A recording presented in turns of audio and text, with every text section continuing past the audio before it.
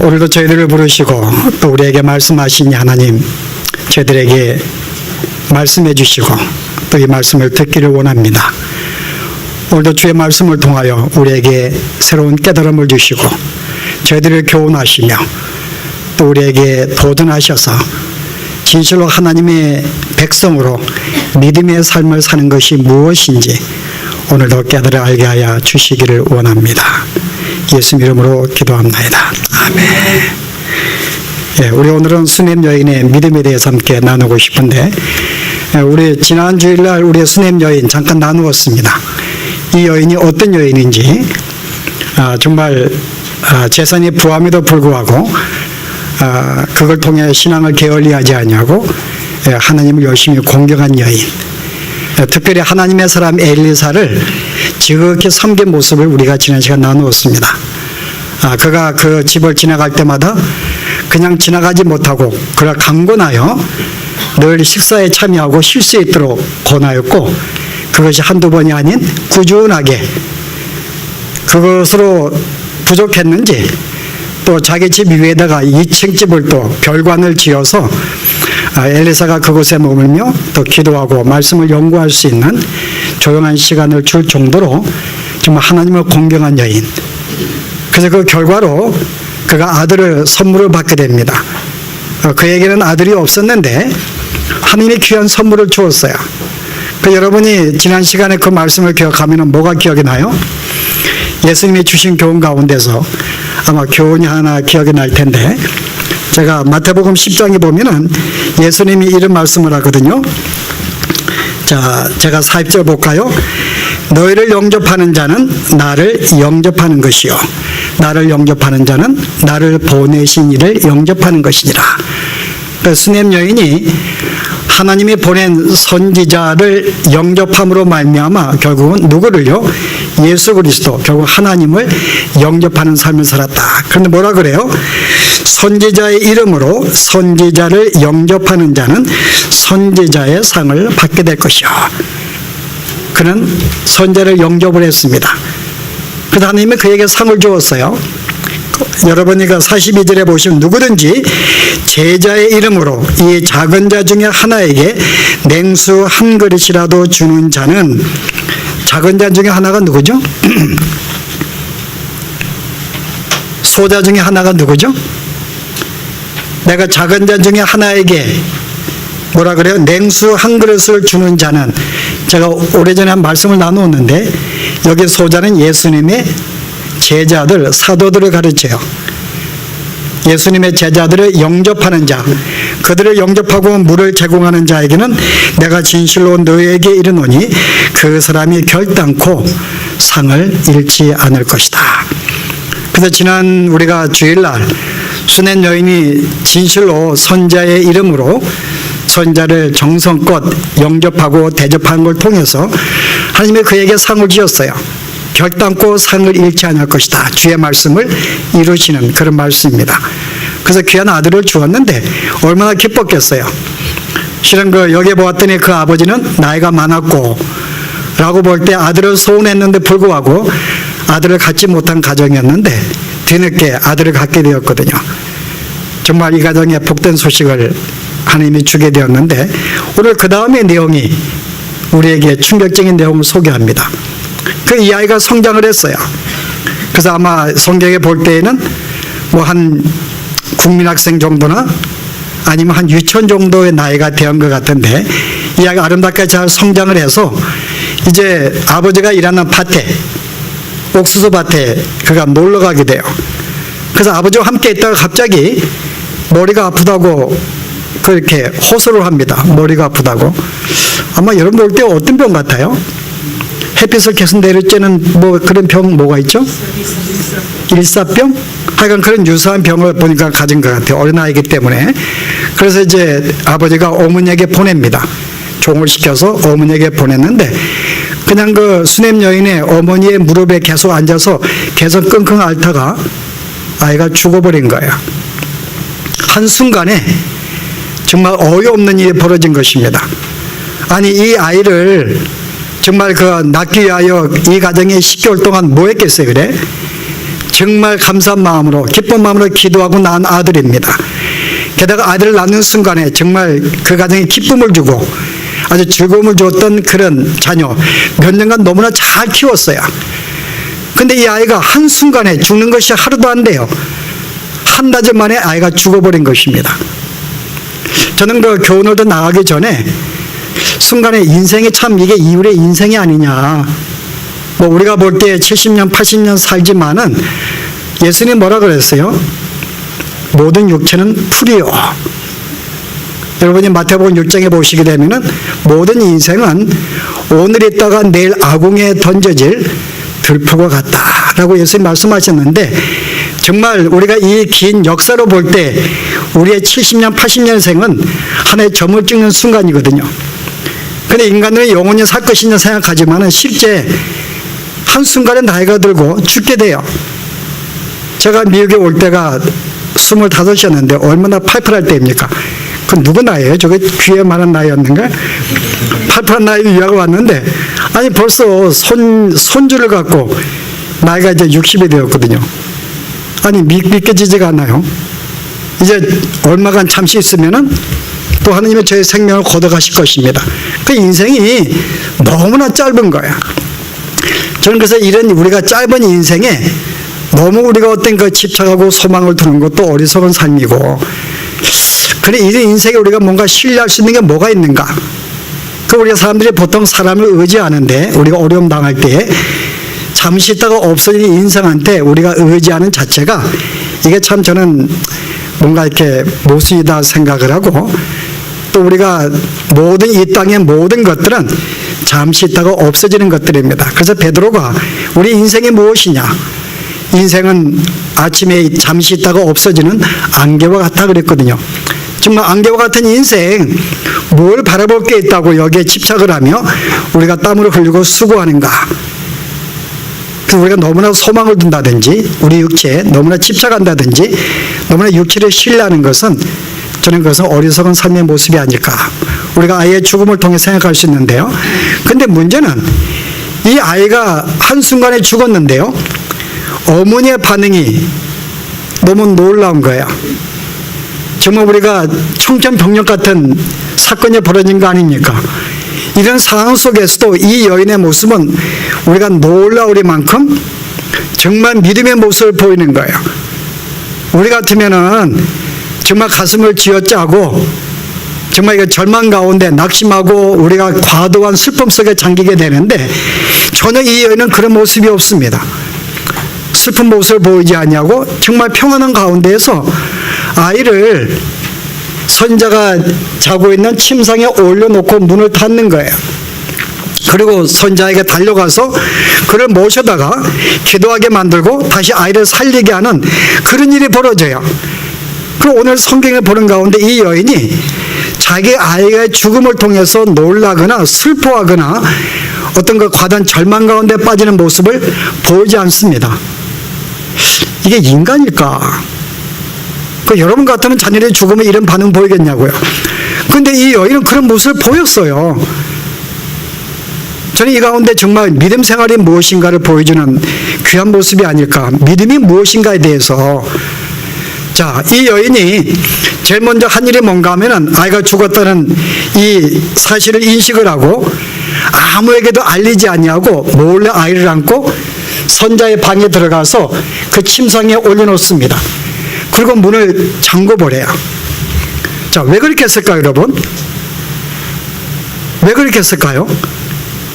아니, 자기의 침대에 놓을 수도 있는 건데 왜 선지자의 방에 들어가 침상에 올려놓고 거기다가 또 문을 잠그고 아무도 들어가지 못하도록 잠궈놓고 나왔을까? 이 시도는 아무에게도 아이의 죽음을 알리기를 원치 않았던 거예요. 자, 이 시도는 뭘까요, 여러분? 이 여인에게는 소망이 있었어요. 최소한 이 여인에게는 뭐가 있는가 하면 하나님의 선하심을 확신하고 있었거든요.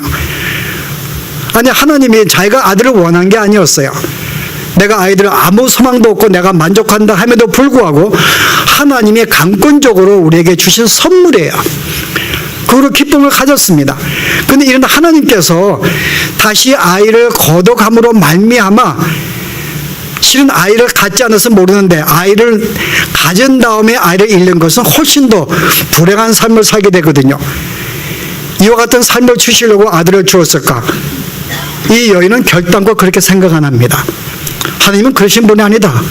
우리 하나님이 얼마나 선하신 분인데 나에게 이 아들을 통하여 죽음을 통해 더 고통을 주시려고 하는 하나님이 아닌 것을 알았기 때문에 그 여인의 마음속에 뭐가 있어요? 하나님이 이 아들을 다시금 살려준다고 하는 마음의 확신을 갖게 됩니다. 그래서 아이를 그가 죽음을 아무에게 알리지 않는 거예요. 여러분, 실제 먼저 그 선자에게 달려가기 위해서요, 그가 이제 남편에게 나귀와 그 다음에 사환을 청합니다. 아마 지금 이 살고 있는 수넴 동네하고 지금 지금 엘리사가 있는 갈멜산은 보통 한 15마일 정도 거리예요. 15마일 정도. 그래서 이제 그 남편에게 내가 이제 사환과 나귀를 달라 그랬더니 남편이 뭐라 그래요? 아니, 지금 초하루도 아니고 안식일도 아닌데 왜 선자에게 나아가려냐 그러거든요. 그때 이 여인이 뭐라 그럽니까? 평안입니다. 그 실제 뭔가 하면은, 아니, 어떤 일이 있어 가는 것이 아니고 지금 아무 일이 없습니다, 평화롭습니다고 이야기하거든요. 여러분, 이런 반응을 볼 수가 없는 거예요. 어떻게 남편에게 아들이 죽었는데 가장 먼저 남편을 붙잡고 통곡을 해야 되는데요, 남편에게도 조차 아이의 죽음을 알리지 아니에요. 그리고 오히려 말하기를 평안입니다, 아무 일이 없습니다. 내가 이래서 찾아가는 게 아니고 그냥 평화롭기 때문에 아무 일도 없지만은 그냥 뭔가 보기를 원합니다. 그 정도의 답변하는 건 여러분. 그래서 실은 이 여인의 마음속에는 이 아이가 비록 지금 죽었지만은 다시 내가 엘리사를 불러오고 기도한다면은 이 아이가 살 것을 확신하지 않는다면은 이런 답변을 할 수가 없는 거죠. 이 여인은 자기 아들이 사는 걸 확신을 했어요. 그 남편에게조차 아이의 죽음을 알리지 아니합니다. 그리고 평안이라고 이야기를 해요. 여러분, 이것으로 끝나지 않고 보았더니 이제 엘리사를 만났어요. 그래서 이제 이 엘리사가, 야, 저게 좀 수넴 여인이 아니냐, 가서 안부를 물으라고 말합니다. 뭐라 그래요? 내 남편은 안녕하냐? 너는 안녕하냐? 내 아이는 안녕하냐고 물으라고 보냈어요. 그랬더니 게하시가 와가지고 묻습니다. 그럼 뭐라고 답변해요? 평안합니다. 여러분, 이게 상상할 수 있는 거냐고요? 지금 선자가 물었는데 아무 일이 없습니다. 아무 일이 없습니다.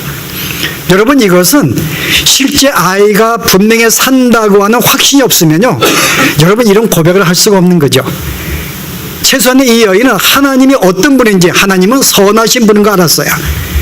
그래서 그분이 이 아들을 주신 것은 나에게 기쁨의 즐거움을 주시기 위한 것이지 결코 이 아들을 통하여 다시금 빼앗아감으로 나에게 고통을 주게 한 것이 아닌 걸 분명히 알았고, 이것은 다시금 이 아이들을 다시금 살려줄 것을 마음속에 확신했기 때문에 할 수 있는 신앙의 고백입니다.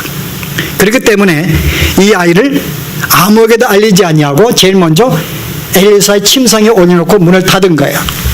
아무도 알지 못하도록. 자, 특별히 이 여인에게 두 번째 우리가 관심을 둘 것은요, 엘리사의 침상에 두었어요. 왜 자기의 침상에 두지 않냐고요? 왜 엘리사의 침상에 두었을까요? 자, 여러분의 상상력을 발휘해 보실래요? 왜 우리가 이 여인이 자기의 침상이나 자기 방에 두지 아니하고 왜 엘리사의 침상에 두었을까요? 물론 남편에게도 알리고 싶지 않는 건 있겠죠. 그러나 조금 더 깊이 들어가면은 이 여인은 이 엘리사의 스승 엘리야의 사건을 알고 있는 사람이에요. 자, 엘리야가 어떤 일을 벌려요, 여러분? 엘리야가 어느 사르밧 과부의 집에 방문합니다.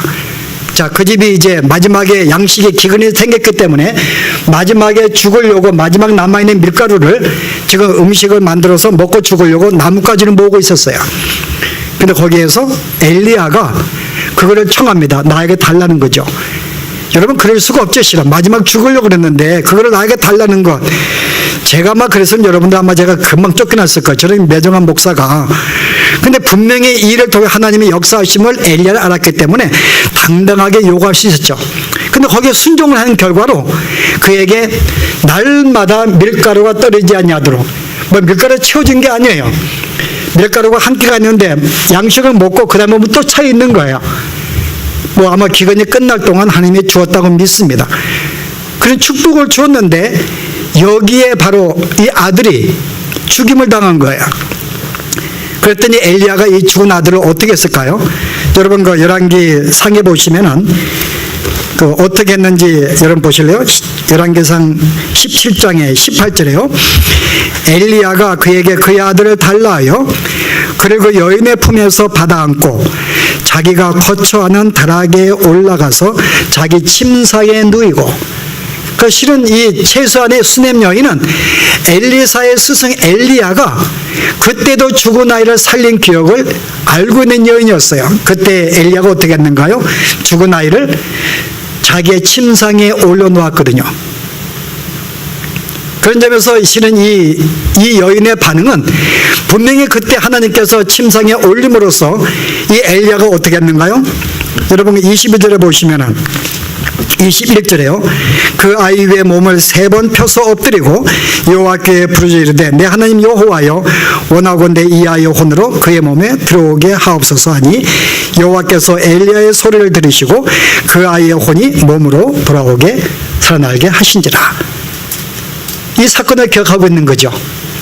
그래서 실은 이 수냄 여인이 자기 아이를 이 침상에 올려놓은 것은 바로 이 선자의 침상을 통하여 하나님이 다시 그를 살려줄 것을 마음속에 확신하고 있었던 거예요. 그래서 침상에 올려놓고 제일 먼저 엘리사를 찾아간 것입니다. 가장 먼저 말을 준비해서 찾아간 거예요. 그 여기에 볼 때는 정말 이 여인의 모습은 분명히 아들을 살아날 것이다. 그 마음속에 분명한 확신이 있었어요. 보통 믿음이 아닙니다. 그래서 히브리서 저자는 이 여인의 이런 행위를 믿음의 행위라고 성경을 소개해요. 여러분이 히브리 11장에 믿음의 조상들이 많이 소개하고 있는데 그 중에 이 여인도 소개가 됩니다. 수냄 여인이요. 그래서 성경이 히브리서 11장 35절에 보시면은 여자들은 자기의 죽은 자들을 부활로 받아들이기도 하고, 구약의 여인들 가운데 죽은 아들을 받은 사람은 몇 명 안 되는데 그 가운데 이 여인을 그렇게 소개하고 있는 거죠. 그 믿음의 이 히브리 11장은 믿음의 조상들을 소개해. 믿음으로 누구나, 믿음으로 아브라함은, 믿음으로 이 수냄 여인도 마음이 흔들리지 않는 확신이 있었어요. 이 아들을 하나님이 살려주신다. 그래서 그 마음속에 그런 확신이 있었기 때문에요. 그는 슬퍼하거나 뭐 좌절하거나 누구한테 뭐 호통을 하거나 호소하거나 그런 모습이 없습니다. 연영의 평안한 마음을 가지고, 심지어 자기의 아들의 안부를 묻는 엘리사에게도 평안이라고 이야기할 정도로 마음속에 신뢰하는 그런 마음을 가득 차고 있다는 거죠. 이게 바로 수냄 여인의 모습이에요. 과연 이게 가능할까? 이게 좀 가능할까? 여러분, 이런 모습은 여러분 이 수냄 여인만 한 게 아닙니다. 실제는 성경의 믿음의 조상들은 다 이런 삶을 많이 살았어요. 최소한의 하나님이 알고 있는 믿음의 사람들이, 제대로 참된 믿음 사는 사람들은 이런 삶을 살았다는 거예요. 그 중에 한 명이 누굴까요? 아브라함이에요, 여러분. 하나님이 아브라함이 100세 아들을 낳았는데 그 아들을 바치라고 이야기를 합니다. 그 하나님이 순종을 했어요. 아브라함이 그 자기 아들을 데리고 모리아 산으로 가서 종들을 산 밑에 세워놓고 뭐라고 이야기합니까? 내가 이와여 함께 올라가서 하나님께 예배하고 다시 아이와 함께 내려오겠다고 이야기를 해요. 거짓말할까요, 여러분? 여러분, 거짓말하지 않습니다. 여러분, 제가 창세기 읽어볼게요. 22장 5절에 보았더니 이 아브라함이 종들에게 이르되 너희는 나귀와 함께 여기에 기다리라. 내가 아이와 함께 가서 예배하고 우리가 너희에게로 돌아오리라. 자, 우리가 함께 올 거야. 그 하나님 분명히 아브라함에게 내 아들 이삭을 바쳐. 그 실은 아브라함은 지금 이삭을 지금 죽이러 가는 거예요. 모리아산에 제물로 바치러 가는데도 불구하고 아브라함은 내가 다시 이 아들과 함께 내려오겠다고 이야기합니다. 죄송, 그 마음속에 뭐가 있는가요, 아브라함이? 히브리서 11장의 아브라함을, 이 내용을 어떻게 소개하던가요? 볼까요? 한번 11장에 보시면은 17절에 아브라함은 시험을 받을 때 믿음으로 이삭을 드렸으니 그는 약속들을 받은 자로 돼 그의 외아들을 드렸느니라. 그에게 이미 말씀하시기를 내 자손이라 칭할 자는 이삭으로 말미암음이라 하셨으니, 그러니까 하나님 아브라함은 분명히 자기의 후손으로 말미암아 하늘의 별과 같이 많아진다고 약속해 주었습니다. 그것으로 받은 아들이 이삭이에요. 그러니까 이 이삭을 통해서 정말 별과 같은 자기의 후손 나오는 것을 분명히 마음에 확신했거든요. 그럼 이 아이들 제물로 바치면은 하나님의 이 놀라운 언약은 이루어지지 않습니다. 그렇기 때문에 분명히 이 말씀은 아들을 분명히 통해 번성할 거야. 그럼 내가 이 아들을 번제물로 드리지만 하나님이 다시 이 아이를 살려줄 것을 마음에 확신했죠. 그래서 19절에 21절에 뭐라 그래요? 제가 19절에요. 그가 하나님이 능히 이삭을 죽은 자 가운데에서 다시 살리실 줄을 생각한지라. 비유컨대 그가 죽은 자 가운데서 도로 받은 것이니라. 아브라함은 내가 이 아들을 죽이지만은 죽은 자 가운데 다시 살려주신다 라고 하는 분명한 확신이 있었어요. 그렇기 때문에 종들에게 내가 다시 돌아올 거야 라고 이야기를 한 것입니다. 저는 바로 이것이 믿음의 사람의 모습이라는 거죠. 최소한의 예수 그리스도를 나의 구주로 영접하는 사람들은 최소한 이 정도, 그들이 가진 믿음은 최소한의 이 정도의 반응은 보인다는 것입니다. 하나님이 약속을 믿었어요. 아브라함은 분명히 이 아들을 통하여 후손을 주실 것이다. 흔들림이 없는 믿음, 그러므로 죽은 가운데 살릴 걸 믿었기 때문에요. 수냄 너희도 마찬가지죠. 하나님이 이 아들을 주었는데 내가 원한 것도 아니었는데 나에게 억지로 강권적으로 나에게 아들을 주어놓고 순간 기쁨을 다시 뺏어간다니, 그는 이런 하나님을 상상할 수 없는 그 하나님의 선하심을 확신했기 때문에 그는 그 마음속에 있는 확신 속에 정말 아들이 죽었음에도 불구하고 그는 슬퍼하지 아니하고 정말 주 앞에 오히려 마음에 이 살리심을 확신하면서 엘리사를 찾아갔던 이 마음, 이게 오늘 우리에게 보여주는 수냄 여인의 모습이에요. 여러분 오늘 이 모습 가운데 우리에게 주시는 교훈이 뭘까요? 최소한의 하나님을 믿는 믿음의 사람, 우리가 믿음의 사람들이 이 땅에서 가져야 할 신앙의 모습이 무엇인가를 오늘 우리에게 보여주는 교훈입니다. 우리가 어떤 모습으로 살아야 되는가. 여러분 오늘 수냄 여인이 이제 믿음 생활을 잘하기가 쉽지 않습니다. 제가 볼 때 두 가지 면에서요. 첫째는 그는 부유한 자였어요. 여러분 부자가 예수를 잘 믿을 수 있을까요? 답변해 보세요. 여러분 부자들이 한번 생각해 보세요. 여러분 실은 가난하고 어렵게 되면은, 내가 가난하고 어려우면 하나님을 찾습니다. 여러분 그 실은 사람이 어려울 때, 가난할 때 어떤 역경을 만나게 되면 하나님을 찾게 돼 있어요. 우리 하나님을 의지하게 돼 있고, 그 내가 삶이 사업이 안 되거나 내 자녀가 아프면 제일 먼저 하나님을 찾아요. 여러분 그래서 우리가 역경을 당할 때 하나님을 찾는 것은 굉장히 쉽습니다. 그런데 내 삶이 부할 때, 내가 좀 더 하는 일에 번성할 때 하나님을 찾는다? 여러분 쉽지 않습니다. 사람이 부하게 되면, 문제가 없게 되면 자동적으로 하나님을 안 찾게 돼요. 삶이 어려움이 없고 번성하게 되면 번성하고 있는데 그 여기에 내가 만족을 하게 되거든요. 그 성경 하나님으로 내가 만족하는 것이 아니라 나의 어떤 이 부한 삶을 통해서 내가 어떤 안정감을 갖고 내 마음속에 부함을 느끼고 마음속에 만족을 하게 돼요. 그리고 여기 행복을 느낍니다.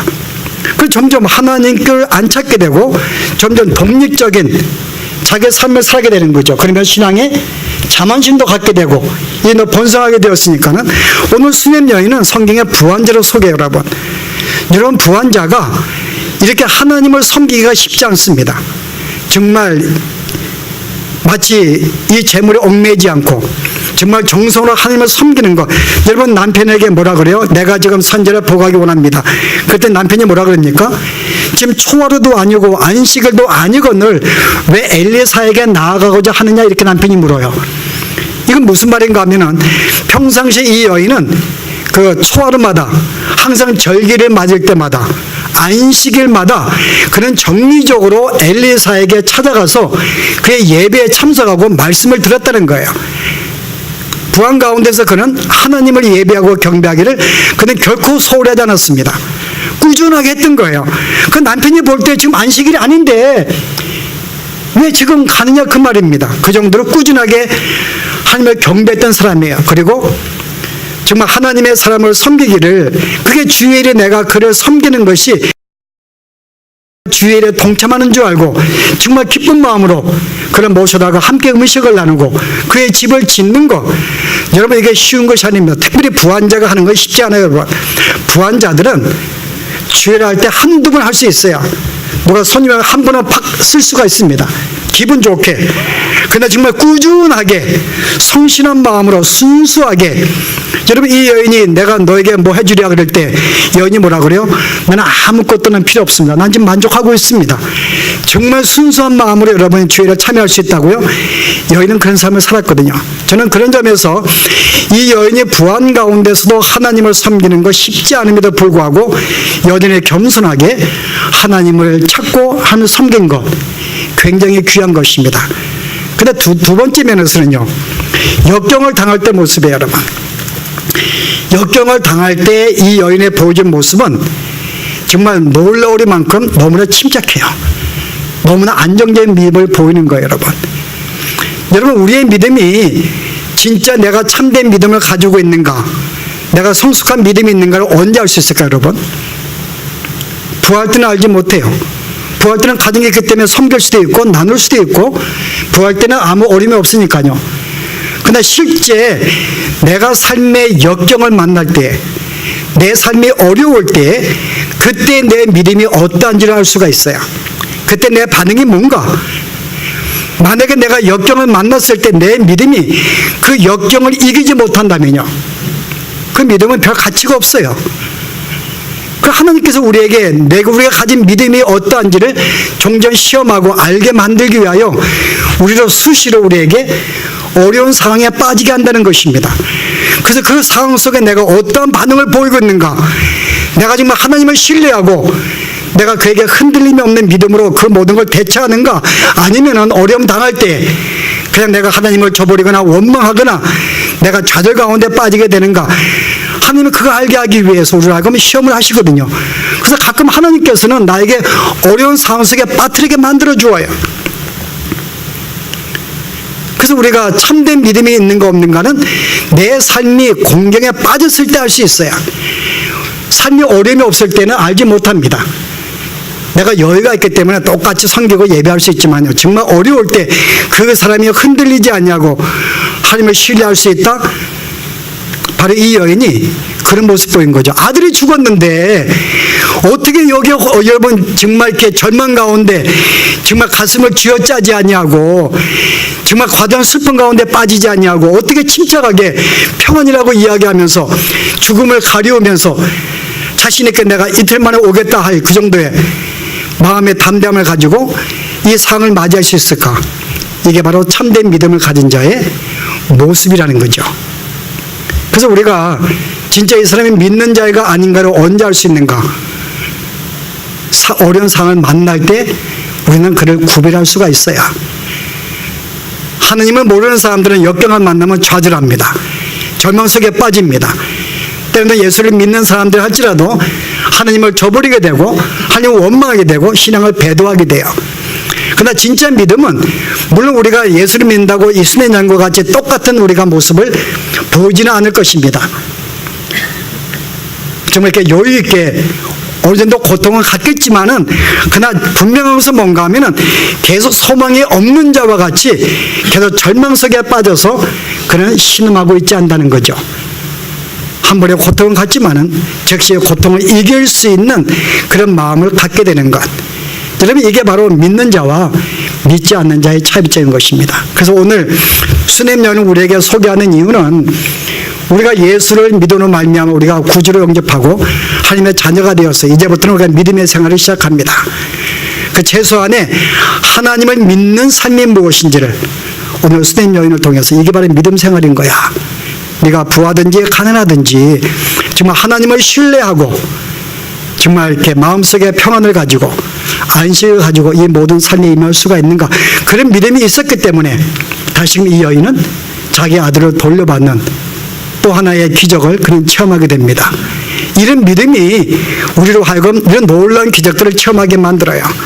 만약 이 여인의 자질하고 슬퍼하고 끝났다든지 그렇다면 다시 아들을 받는다고 저는 기대하지 않습니다. 그러나 그와 같은 놀라운 믿음이 또 놀라운 기적을 체험할 수 있는 신앙이 있는 것.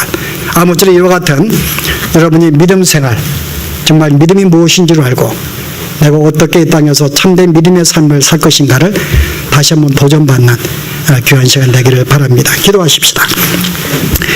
은혜로우신 하나님, 오늘 수냄 여인을 통하여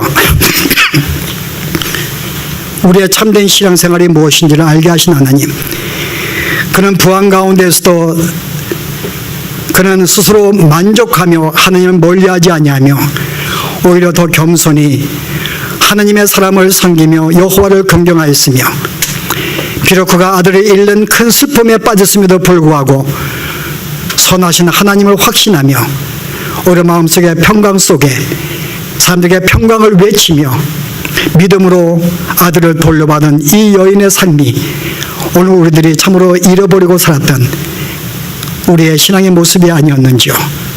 주님, 저희들을 긍휼히 여기시며 이제 우리가 하나님의 사람으로 믿음을 소유한 자로서 이제 우리가 이 여인과 같은 참된 믿음을 갖게 하시며 우리가 부하든지 가난하든지 우리의 신앙이 흔들리지 아니하는 참된 평강 속에 여호와를 섬기는 참된 믿음을 보이며 살아갈 수 있는 저희들의 삶이 되어 축복하시며 이와 같은 믿음을 통하여 또 저희들에게 놀라운 기적 같은 풍성한 삶들이 경험되어지는 놀라운 은혜가 저들 가운데 임하도록 축복하여 주시옵소서. 예수 이름으로 기도합나이다.